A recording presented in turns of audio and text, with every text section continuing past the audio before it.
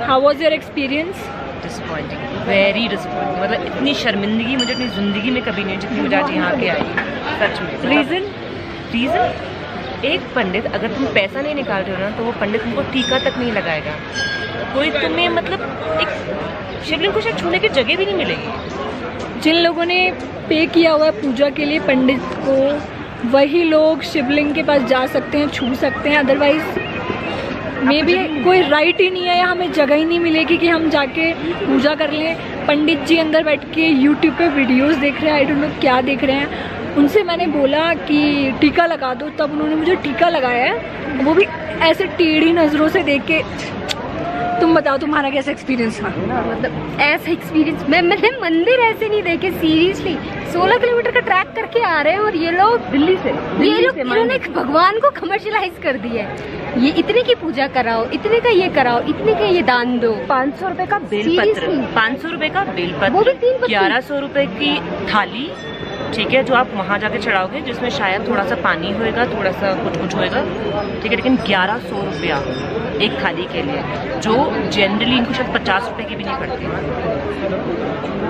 भगवान को बेच रहे हैं यहाँ पर, लग रही है। बेच दिया इन्होंने। सीरियसली कोई पूछेगा भी नहीं अंदर आपको कि टीका लगाना है, क्या करना है, कुछ नहीं। अंधाधुंध चल रहे हैं भीड़ में। जिन्होंने पे किया हुआ है 3600 रुपये पूजा के स्टार्टिंग। बता दिया तुम्हें, मैं तो फोटो खींच के लाई हूँ पूरा 5,000 रुपए की। 1 घंटा पूजा 8,500 रुपये 5 व्यक्ति। 45 मिनट की पूजा 6,500 रुपये 5 व्यक्ति। और 30 मिनट की पूजा 5,500 रुपये 5 व्यक्ति।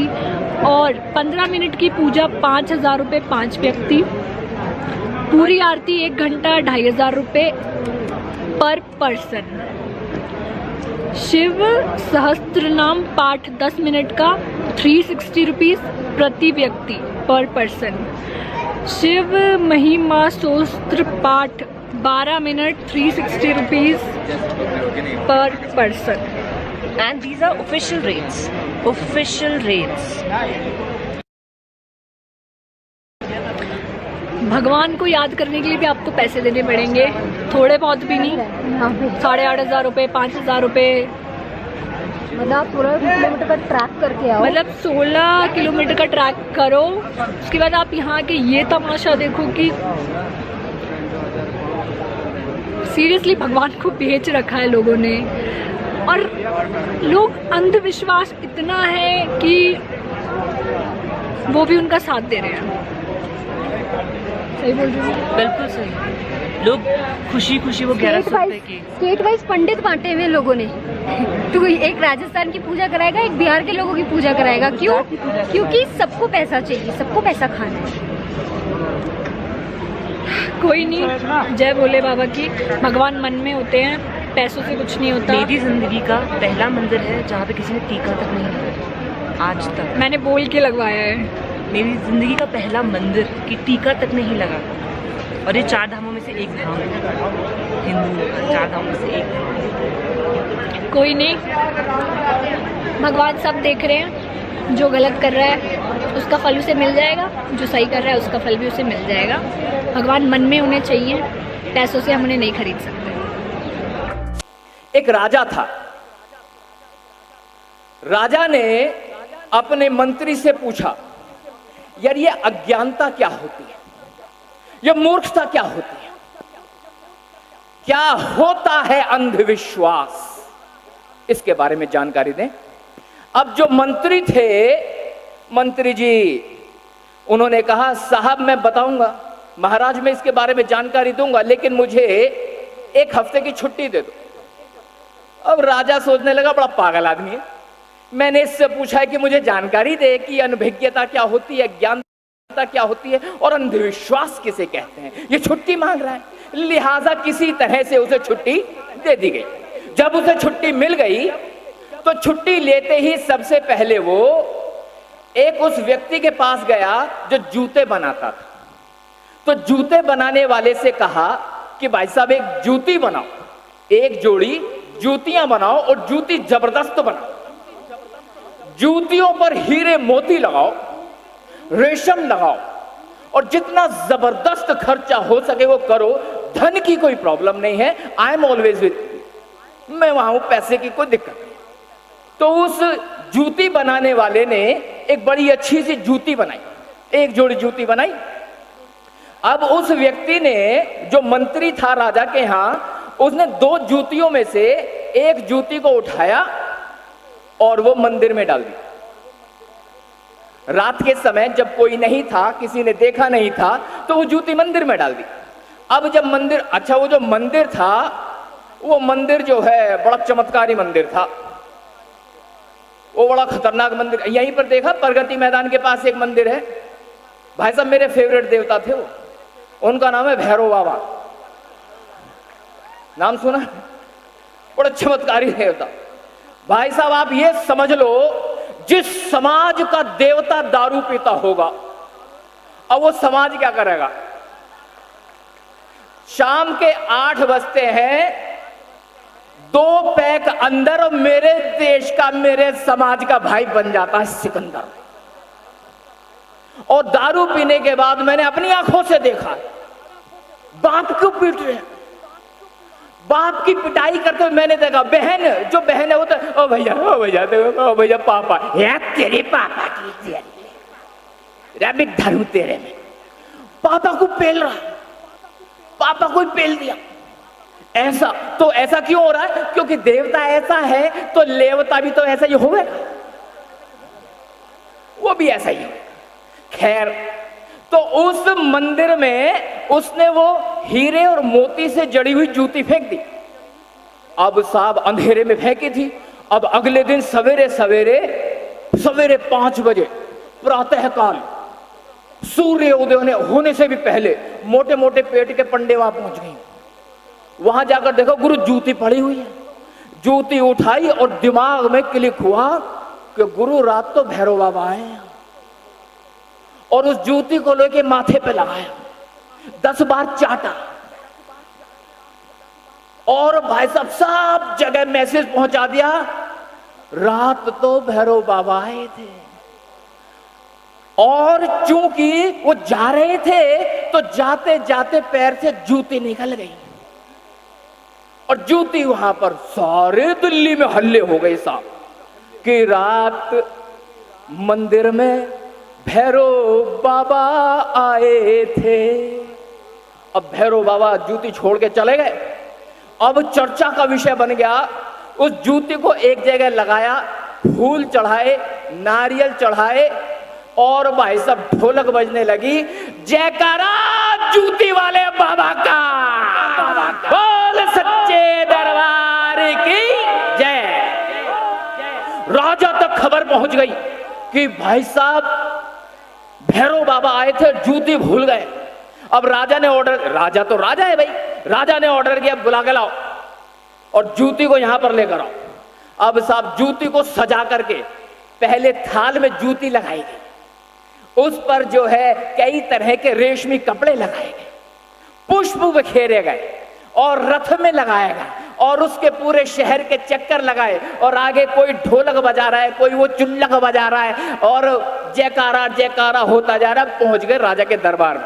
राजा साहब के सामने थाल पेश किया गया कि साहब ये जूती है, ये जूती उस परम पिता परमेश्वर की है, वो परम पिता परमेश्वर जो भैरव के नाम से माता के पीछे लग गया, वो परम पिता परमेश्वर जो दारू के बिना आंख नहीं खोलता, वो परमपिता परमेश्वर जब तक उसके पर बकरे की गर्दन काटकर खून की धार न चढ़ाई जाए तब तक उसकी बुद्धि सीधी नहीं होती, उसकी जूती है साहब। अब जूती को राजा के सामने, राजा जूती को देख के, ओहो जूती आ गई, जूती बाबा भैरव की जूती। जूती को माथे से लगाया, माथे से जूती को लगाया और जूती को चाटा, कई बार जूती को चाटा। उसी समय वो मंत्री भी आ गया, भीड़ छटी तो राजा ने सभी के सामने जूती को, अपने जो सिंहासन था उसके बराबर में एक आसन लगाया और उस पर जूती को लगाया। अब मंत्री से पूछा गया, हाँ भाई मंत्री जी बताओ तुमने 7 दिन की मोहलत मांगी थी, आज आप आ गए हो। बताओ अज्ञानता क्या होती है, अंधविश्वास क्या होता है। कह रहे साहब महाराज, ये अंधविश्वास और अज्ञानता को छोड़ो, पहले ये बताओ मेरी एक जूती चोरी हो गई है, मेरी जूती चोरी हो गई है और जिसका दूसरा हिस्सा ये रहा मेरे पास। अब राजा ने कहा ये क्या बात हुई। मंत्री जी ने कहा महामना, इसी को अंधविश्वास कहते हैं, इसी को पाखंड कहते हैं। मूर्खता की कोई पराकाष्ठा नहीं हो सकती। मूर्खता इस देश में कूट कूट के भरी है, नस नस में घुसेड़ी गई है। पाखंड इतना है कि उस पाखंड की कोई सीमा नहीं। हालांकि यहां मैं पहली बार इस मंच पर आया हूं और बहुत सारे नए चेहरे भी हैं, तो मुझे लग रहा मैं बता देता हूं। मैं गाजियाबाद का रहने वाला हूं। गाजियाबाद के पास ही एक जगह है सिकंदराबाद, उससे पहले गांव पड़ता है। अब साहब वहां हमारे समाज के लोग रहा करते हैं। अब वहां होली के बाद एक त्योहार होता है, उसका नाम है बसौड़ा। हाँ जी, सुना है आपने? नहीं सुना तो मुझसे सुनो गुरु। उस त्योहार का नाम है बसौड़ा। और बसौड़े पे क्या होता है? बसौड़े पर घर की महिलाएं निकलती हैं, कुछ होते पूड़े, कुछ होती है चने की दाल, कुछ होती है हल्दी। चौराहे पर कहीं जगह रुक करके वो दाल चढ़ाते हैं, हल्दी चढ़ा, थोड़ा सा पानी डाल देते हैं। अब पर्दा प्रथा भी हमारे समाज में है, पर्दा करके चलती है। अच्छा, पर्दे के पीछे बड़े चमत्कार हैं। मैं कई बार परेशान हो जाता हूं, यार मुंह वो ढके जिसके कर्म खराब हो, मुंह वो ढके जिसने कुछ बुरा कुकृत्य कर रखा हो। हमारी माताओं बहनों को क्यों मुंह ढकवाते मुझे समझ में नहीं आ रहा। मेरे चाचा मुझसे कहले तू पागल है, ना जाने क्या क्या करता रहता है। अबे मुंह इसलिए ढका जाता है कि मुंह ढकेगी तो किसी से नजरें ना मिलने की, क्योंकि नजर मिल गई तो कुछ गड़बड़ हो सके। तो मैंने कहा ओ चाचा, ओ चाचा, नजर लड़की की खराब हो सके, तेरी भी तो खराब हो सके। उसकी नजर सुधारने की वजह अपनी भी तो सुधार पहले। चाचा को समझ में आ गई बात। खैर, अब कहानी कुछ आगे बढ़ी तो पर्दा प्रथा में सासू मां जा रही है आगे आगे, सर पे रखेगी टोकरी, टोकरी में है पूड़े और है चने की दाल और एक कटोरी में है हल्दी और एक लोटे में है पानी। यहां पे सर पे रख करके अम्मा जा रही है और ऐसी टोकरी पीछे बहू के सर पे भी रखी है। बहू ने कर रखा है पल्ला। सासू मां आगे जा रही है। सासू मां थोड़ी आगे चली तो चलते चलते अम्मा को यूरिन प्रेशर फील हुआ। उन्हें लगा कि मुझे सूसू कर लेना चाहिए, तो अम्मा ऐसे बैठ गई, वो सूसू करने बैठ गई। अब जब यूं उठी तो एक पूड़ा गिर गया, थोड़ी सी चने की दाल गिर गई और कुछ हल्दी गिर गई और सूसू कर ही रखा था। अब पीछे से जो है बहू आ गई।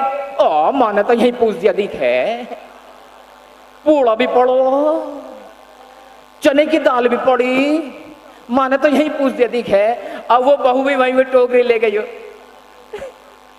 पूड़ा भी रखा, चने की दाल भी रखी और पानी भी चढ़ाया। और पीछे और अंधविश्वासी आ रहे थे, उन्होंने भी जो है वही कर दिया। एक मेरे जैसा खड़ा था वो पागल, वो कहने लगा अरे यार क्यों पागल हो रही हो है। वो बूढ़ी अम्मा बेचारी आई थी, उसे पेशाब लग रहा था, उसने केवल पेशाब करा, तुमने ये क्या कर दिया। एक मनुवादी चला खड़ा था, अच्छा, उसने सबसे पहले जाके फ्लैक्स निकलवाया और अगले दिन वहां पे फ्लैक्स लगाया, उस पे लिखा था मूतनी माता का मंदिर चकत में। और भाई साहब वहां ढोलक बजने लगी और होने लगा जयकारा मूतनी मैया का, बोल सच्चे दरबार की। इसे कहते हैं पाखंड, इसे कहते हैं अंधविश्वास, इसे कहते हैं अज्ञानता, मूर्खता,